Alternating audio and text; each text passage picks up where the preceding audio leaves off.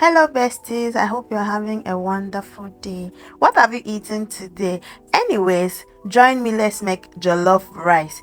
Yes, guys. So, before we make the jollof rice, I want to air fry the chicken I had already seasoned. Yes, so I seasoned my chicken off camera and I'm trying to air fry it. You guys already know that I'm on a weight loss journey and I'm trying to control my oil intake. Yes, so that's why I air fry most of the things I am supposed to be frying with oil. Then after that, I'll set the pot that I use in seasoning the chicken aside because it's not going to contain the quantity of rice that I'm going to be cooking.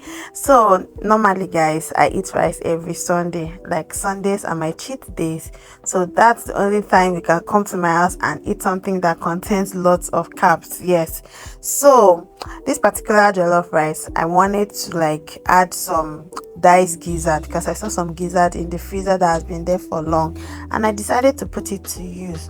So I also seasoned the gizzard, so that's me frying the gizzard in the seasoning oil that I am using to make our food.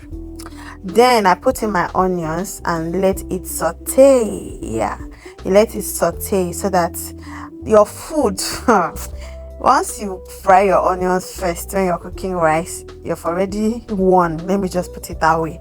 So after then, I'm going to put in my tin tomatoes and let it fry very, very well. Once it is well fried, put in your tomato mix. My tomato mix contains of fresh tomatoes, shombo, and tatashi.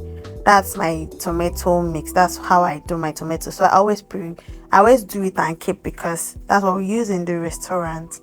So once that is well fried, you put in your spices. I added ginger and garlic mix. I added this green pea because it's not soft, so it has to cook with the food. I added curry, thyme, pepper. Just add any seasoning of your choice and let it simmer for a bit. Then you now go in with your meat or chicken stock. That was my chicken stock that I just turned inside.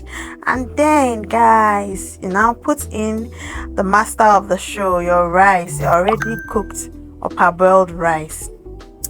So after adding that, I always cover my pot with foil paper because I want this rice to cook in every part very well.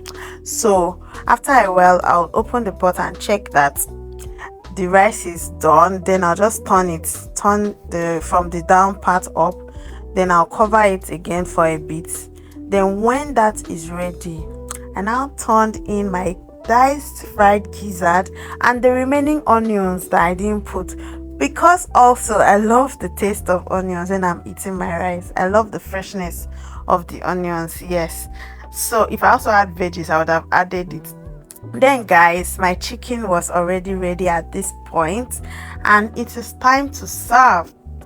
Guys, this plate is looking delicious and amazing. I don't know if you'd like to taste this food. If you want to taste it, just go and cook your own, okay?